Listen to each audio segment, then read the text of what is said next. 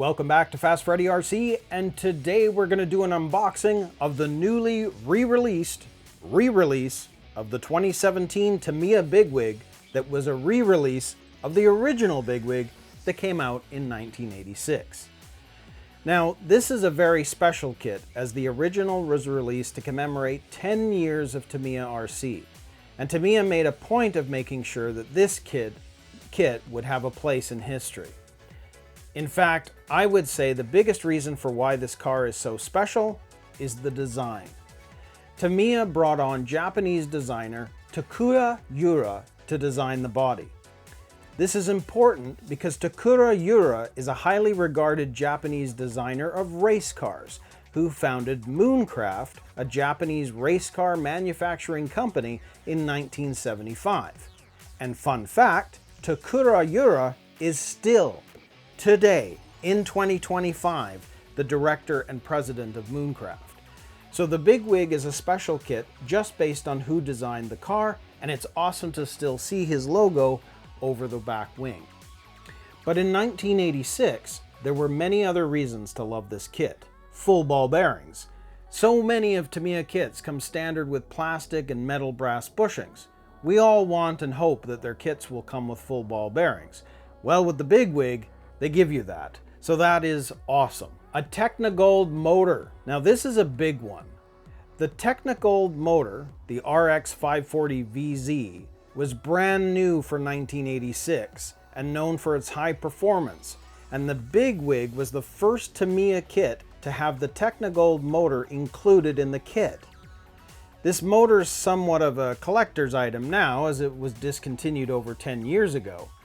And just as a side note, and a bit of a fun fact, there were actually 4 kits that came with this motor back in the day. The BIGWIG 58057, the Porsche 959, 58059, the Toyota Celica 58046, and the Avante 58072. Wait, hold up. So if the Technogold motor was discontinued over 10 years ago, what does that mean for the BIGWIG re-releases?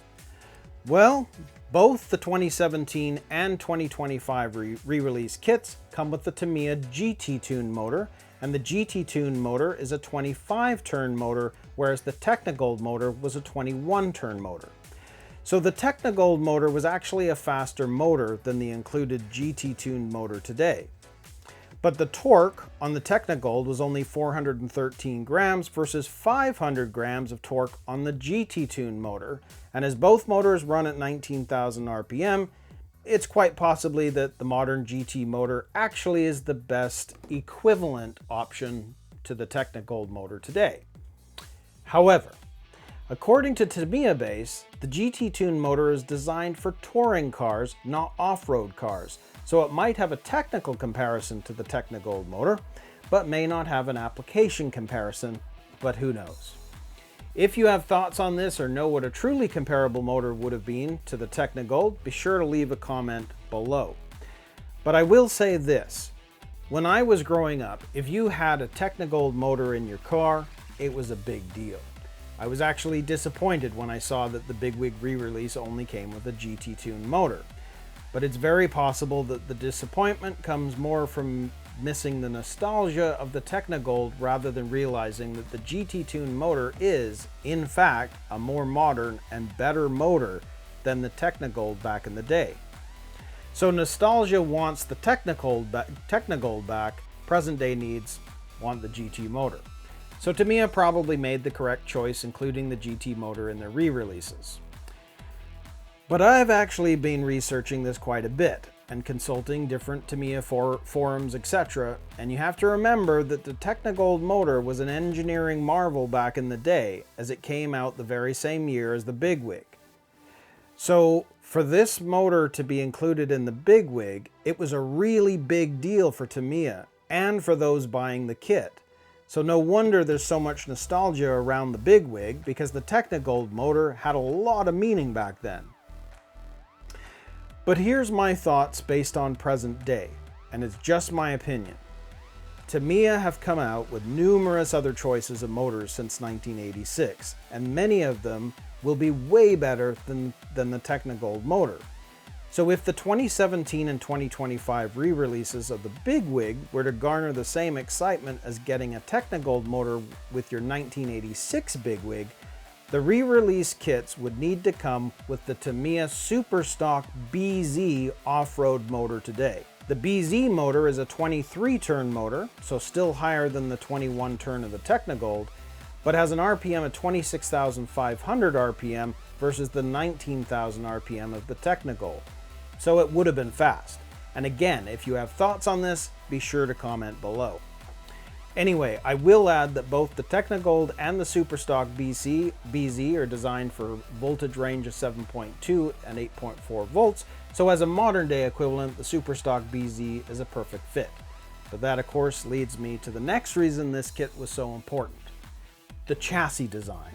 The standard 7.2 volt NiCad stick packs were the norm in the mid-80s, but Tamiya wanted to push the performance for their 10th anniversary car. The 8.4 volt 7-cell stick pack, which was longer than the standard 6-cell pack, required a redesigned battery tray, which meant that they had to change the chassis. Now I'm sure the battery wasn't the only reason for the design change, but it definitely was a major factor. Ultimately, the Bigwig chassis was born, and one of the key things about this chassis is that it's a one-off. Not a single Tamiya kit that came after the Bigwig uses this chassis, which on the one hand is surprising, as Tamiya usually reuses their chassis, but on the other hand, this kit was designed to be special, a celebration of their 10th anniversary in RC, so it stands to reason that they wanted to keep it that way. Now, this of course brings up a somewhat controversial point, as I know there are some people that will say that this isn't a totally new chassis and it's just another evolution of the Hot Shot chassis. But I can't get behind that thinking. Yes, the front and rear gearboxes come from the Hot Shot and Boomerang family. Yes, the suspension arms come from the Hot Shot and Boomerang family. And yes, even the tires come from the Hot Shot and Boomerang family. But,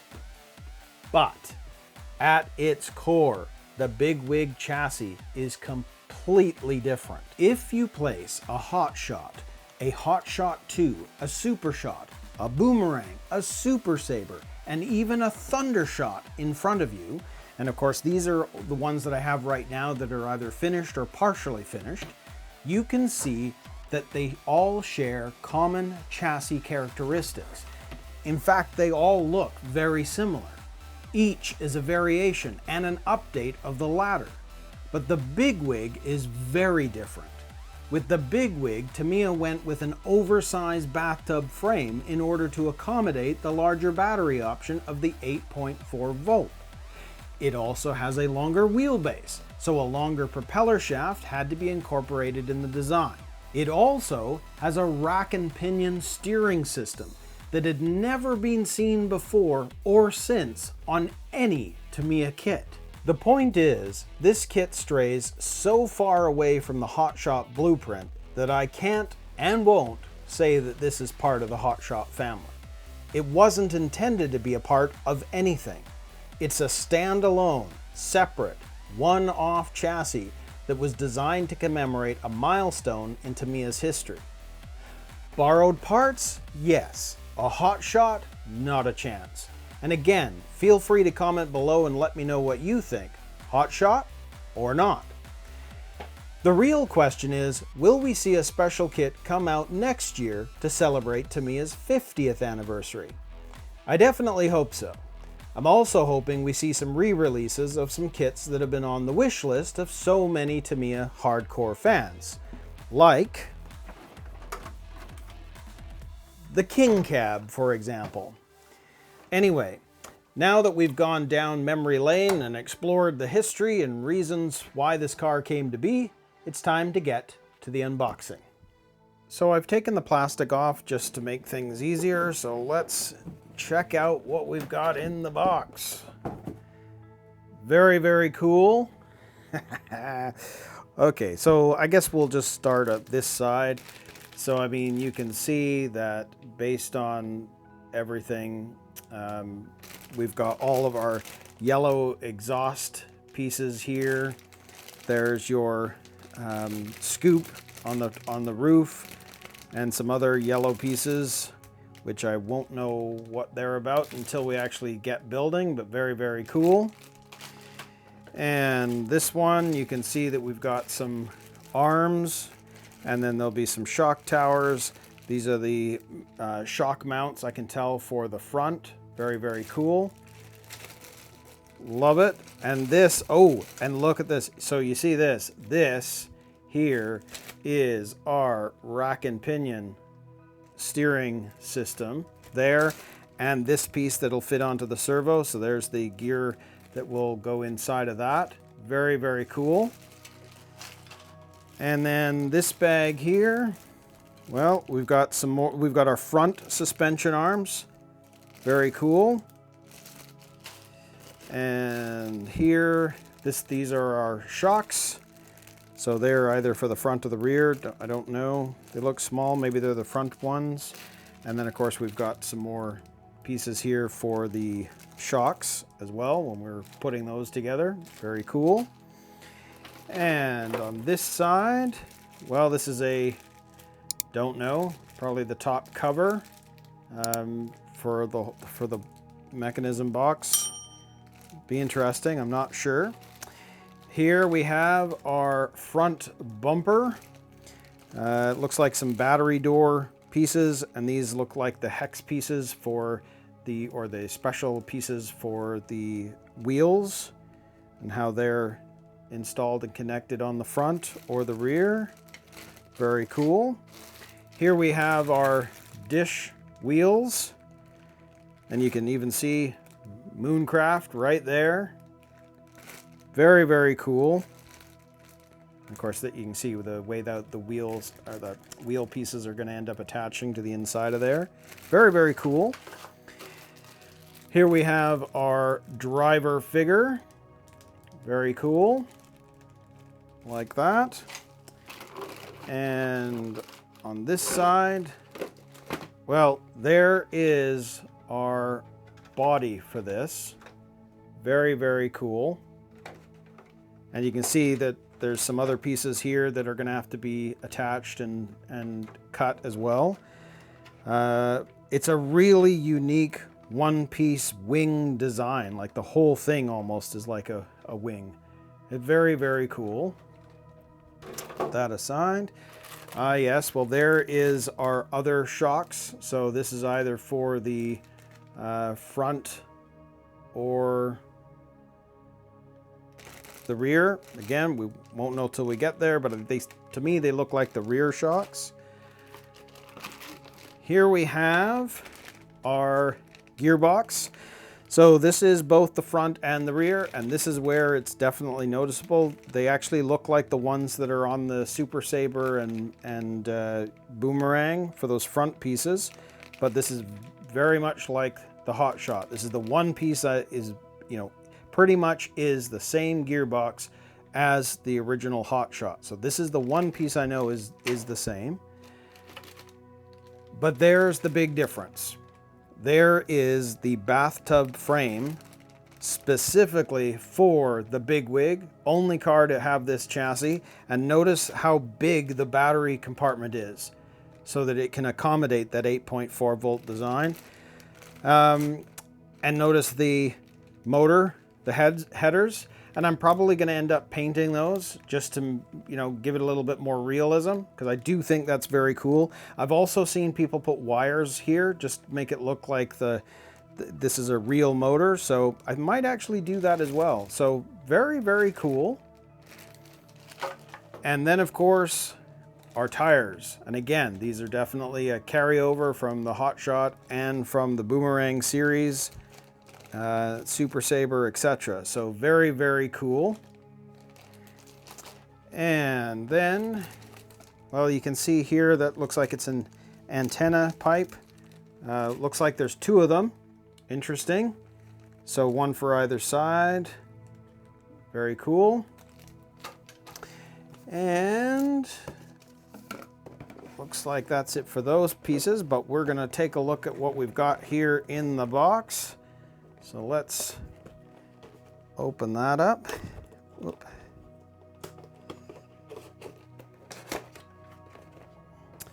So inside of here, we've got our gears. Very, very cool.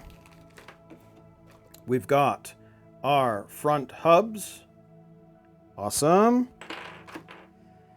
We've got our servo saver pieces in there as well. Very cool. We've got bag D. So you can see we've got some thread lock that this is coming with. Our springs, our oil. We've got some tools here. And what is it? Our lock nuts. Looks like some pistons. A lot of the stuff that's going to be used for building the shocks are all in there. Then in bag E, we have some tape. There's not a lot of stuff in this one. We've got some screws, we've got some pins, etc. Looks like there's a metal plate in there though. This metal plate right there. I think you can see that there.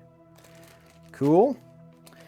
And then bag C, we've got a lot of double-sided sponge, or well, I guess it's not double-sided, but we have a lot of sponge tape with this. And you've got some anti-wear grease, and you've got your booties for the rack and pinion steering right there. You can see those. Very cool. And of course the steering tie rod pieces as well, and a whole bunch of screws inside there. And it looks like there might be a shaft there, might be the drive line. Be very curious to see how that is when we get to it. And then bag A, well, like with all the others, we start working on the gears pretty much at the beginning. Looks like we get a pretty decent size tube of grease. The ceramic grease looks like a much bigger one, but looky, there are all of the ball bearings for the kit. Love the fact that this comes with the ball bearings as opposed to the plastic and metal bushings. So very, very cool. And you can see some drive cups and a lot of other hardware that's in there. And then bag B, again, we got a lot of drive cups and ball connectors, some O-rings, more bearings. You can see the bearings in there. I think this one actually comes with quite a few. A lot of nuts and bolts and screws, etc., all in there. So that is bag B. And then, our BIGWIG motor. The motor specifically for this kit, which is obviously our GT Tune motor, but that bell end looks awesome. Very, very cool. First kit I've built that actually has a special motor specifically designed for the car. Very, very cool. I mean, I know it's only the GT tuned motor, but how cool is that to have one specifically designed for the kit? That is too cool. Love it. And that's it for the goodies in the box. But there we have our decals. And there's not many, really, but there's our Mooncraft logo, four-wheel drive, some decals, numbered stickers. Yeah, there's not going to be a lot. I think this kit's going to be more complicated for the painting of it than anything, just because of all the sort of, you know, if you look at the curves and trying to get the paint on the inside of here, because it's that part I would say is probably the most difficult in terms of painting the body with this one. Then we have our manual. Very, very cool. And I mean, you can see how that bathtub shape works. And oh yeah, so that was a cover that goes over the top that we were looking at earlier, but very, very cool. And I mean, as always, I love the Tamiya instructions. They are laid out so well that you really get an idea for how this is all going to go. And I mean, look at the way that servo is with the rack piece that's sitting on it. That is too cool. And there's your rack and pinion and the boots and how that's all going to go on. Very, very cool. So there is a lot to this kit in terms of building it. I think there's quite a few instructions.